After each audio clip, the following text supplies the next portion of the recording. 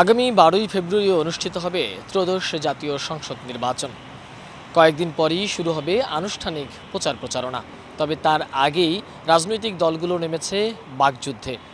দর্শক, স্বাগত জানাচ্ছি এটিএন নিউজের নিয়মিত আয়োজন আমাদের কথার আজকের বিষয় মির্জা ফখরুল ইসলাম আলমগীর প্রধান নির্বাচন কমিশনের কাছে অভিযোগ করেছেন একটি দল বাড়ি বাড়ি গিয়ে ভোটার আইডি কার্ড সংগ্রহ করছেন এবং সেই সাথে তারা বিকাশ নম্বরও সংগ্রহ করছেন। অন্যদিকে জামায়াতে ইসলামের নায়েবে আমির সৈয়দ আবদুল্লাহ তাহের প্রধান উপদেষ্টার কাছে অভিযোগ করেছেন বিএনপির প্রধানকে সরকার অতিরিক্ত সুবিধা দিচ্ছে, বাড়তি নিরাপত্তা দিচ্ছে। নির্বাচনের আগে এই দুই দলের বাকযুদ্ধ কিভাবে দেখছে সাধারণ মানুষ, সেটি দেখবার আগে দেখে নেব এ নিয়ে কি বলছিল এই দুই দলের নেতা।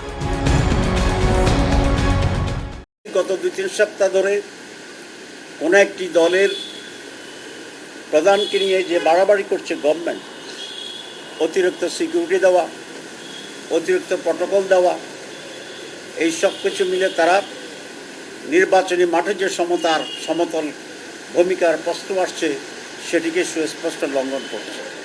এনআইডি, বিকাশ নম্বর, মোবাইল নম্বর সংগ্রহ। জামাতে নির্বাচনী কর্মীরা বাড়ি বাড়ি গিয়ে এনআইডির কপি, বিকাশ নম্বর, মোবাইল নম্বর সংগ্রহ করছে, যা ব্যক্তিগত গোপনীয়তা ভঙ্গ, ক্রিমিনাল অফেন্স। এই বিষয়ে আমরা ইতিপূর্বে আচরণবিধি ভঙ্গের আপত্তি জানিয়েছি। নির্বাচনের আগে এই দুই দলের বাক যে যুদ্ধ, সেটিকে কিভাবে দেখছে সাধারণ মানুষ?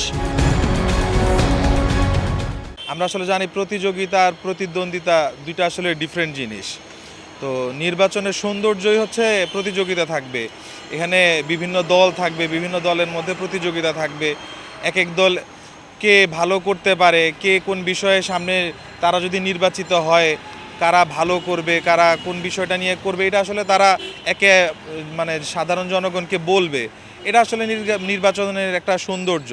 কিন্তু বিষয়টা যেন প্রতিদ্বন্দ্বিতা আসলে এই রকমের যেন না হয় যে ধরেন মারমুখী হয়, একজন আরেকজনের দলের অন্য কর্মীর উপরে ধরেন হামলা মামলা, এই টাইপের কিছু যেন না হয়, আমরা এটা চাই। আর আমরা দিন শেষে চাই যে একটা সুষ্ঠু নির্বাচন হোক। বাংলাদেশের আগামী যারা নির্বাচনে নির্বাচিত হয়ে আসবে তারা যেন দেশের জন্য ভালো কিছু করে। এক দল আর এক দলকে যেভাবে দোষারোপ করছে বা একজনের পর আর একজন দায় চাপাচ্ছে, যে ধরনের অভিযোগ করছে, তাতে নির্বাচন সুষ্ঠুভাবে হওয়ার জন্য বিশেষ অন্তরায়। আসলে এভাবে কাদা ছোড়াছড়ি না করে আমাদেরকে কি করা উচিত, যাতে সুষ্ঠুভাবে নির্বাচন হয়, আমরা গ্রহণযোগ্য নির্বাচন করতে পারি, লেভেল প্লেইং ফিল্ড ঠিক থাকে এবং সৎ নিষ্ঠাবান লোকই ভোটে জয়ী হইতে পারে, এ ধরনের পদক্ষেপ নেওয়া দরকার। খালি কাদা ছোড়াছড়ি করে আমাদের ভোটের পরিবেশকে নষ্ট করা আদৌ উচিত না। কারণ আমরা 15-16 বছর পর একটা ভোট পাইতেছি, ভোটকে নষ্ট করাই আমাদের কিছু কিছু লোকের টার্গেট থাকতে পারে। কিন্তু আসলে আমাদের ওই ফাঁদে পা না দেওয়া, আমাকে সুষ্ঠুভাবে যে নির্বাচন হয় আমাদের এভাবে এগোনো উচিত। নির্বাচনটা তো আমরা চাই যে সুস্থ নিরপেক্ষভাবে নির্বাচনটা হোক, যাতে আমরা ভোট দিতে পারি মাঠে যায়, যাতে গ্যাঞ্জাম না হয়। আমাদের দেশের নির্বাচনটা হলো প্রহসনমূলক নির্বাচন হয়, কিন্তু এই নির্বাচনটা আমরা চাই না।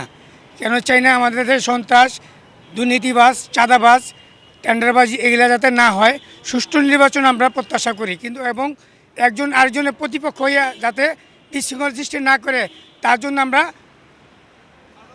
একত্রবদ্ধ থাকি। প্রিয় দর্শক, কুষ্টিয়া থেকে আমি শরীফুল ইসলাম আমাদের কথা অনুষ্ঠানে আপনাদের স্বাগত জানাচ্ছি। জামাতের কর্মীরা বাড়ি বাড়ি গিয়ে মোবাইল ও বিকাশ নাম্বার চাইছে, ইসিতে অভিযোগ বিএনপির। অন্যদিকে বিশেষ একটি রাজনৈতিক দলের প্রধানের প্রতি পক্ষপাত করা হচ্ছে বলে প্রধান উপদেষ্টার কাছে অভিযোগ করেছেন জামাত। চলুন শুনে আসি এ নিয়ে সাধারণ মানুষ কি বলছে। প্রতিদ্বন্দ্বী রাজনৈতিক দলগুলোর মধ্যে কিছু ভুল বোঝাবুঝি হচ্ছে।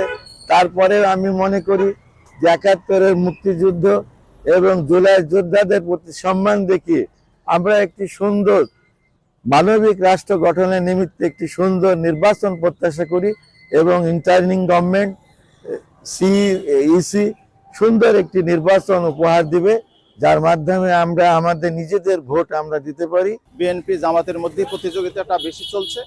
আমরা যেটা মনে করছি যে পাল্টাপাল্টি দুই দল যেভাবে একটু তাদের বিপরীতমুখী যে কথাবার্তা বলছে, এটা মানুষকে বিভ্রান্তির মধ্যে ফেলছে।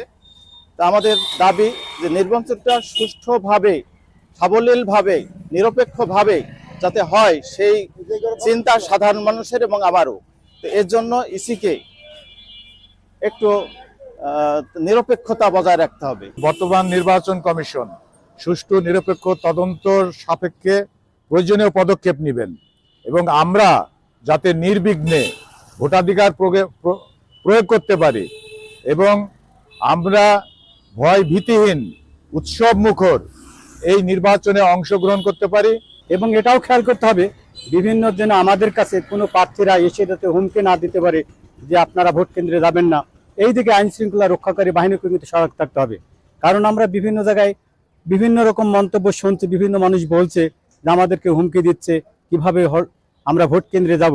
অতএব আইন শৃঙ্খলা রক্ষাকারী বাহিনী এবং নির্বাচন কমিশনার এই ব্যাপারে চূড়ান্ত পদক্ষেপ নেবেন, যাতে সবাই সাধারণ জনগণ যেন 17 বছর যেভাবে নির্বাচনে অংশগ্রহণ করতে পারেনি, ভোটাররা ভোট দিতে পারেনি, এখন যাতে সবাই তারা নিজ নিজ মতের নিজের প্রার্থীকে নিজের মতো তারা সসম্মানে গিয়ে তাদের মত প্রকাশ করতে পারে, অর্থাৎ ভোট কেন্দ্রে যায় ভোট প্রদান করতে পারে। রাজনৈতিক নেতাদের এই পাল্টাপাল্টি অভিযোগ কেবলমাত্র বাকযুদ্ধের মধ্যেই সীমাবদ্ধ থাকুক, এটি যেন মাঠের রাজনীতিতে প্রভাব না পড়ে, কোনো ধরনের সহিংসতা না আসে। আগামী নির্বাচন সুষ্ঠু এবং সুন্দর হোক, এমন প্রত্যাশা সাধারণ মানুষের। আবারও স্বাগত জানাচ্ছি এটিএন নিউজের বিশেষ আয়োজন আমাদের কথায়। আগামী পর্বে দেখার আমন্ত্রণ জানিয়ে এখানে শেষ করছি। সবাই ভালো থাকবেন, নিরাপদে থাকবেন, এটিএন নিউজের সঙ্গেই থাকবেন।